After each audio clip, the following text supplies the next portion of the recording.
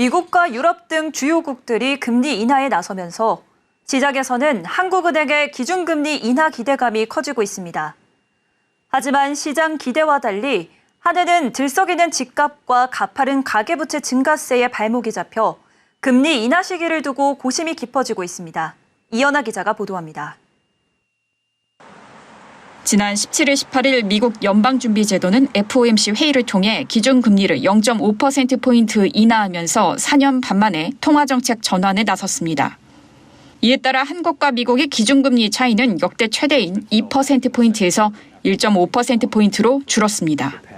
연준은 이어 올해 안에 기준금리 0.5%포인트 추가 인하도 예고했습니다. 유럽 중앙은행 ECB와 캐나다, 스위스 등 주요국도 기준금리 인하의 가세함에 따라 한국은행은 기준금리 인하 시점을 두고 고심이 깊어지고 있습니다.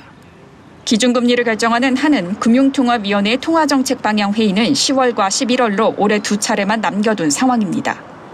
정치권과 국책연구기관 한국개발연구원은 내수부진 해결을 위해 10월 통화정책을 전환해야 한다는 입장이지만 금융권에서는 의견이 엇갈리고 있습니다. 부동산 가격 상승세와 가계부채 증가세에 발목이 잡혀 딜레마에 빠진 겁니다. 지난달 정점을 찍은 가계대출 증가세는 이번 달부터 둔화되는 모양새입니다.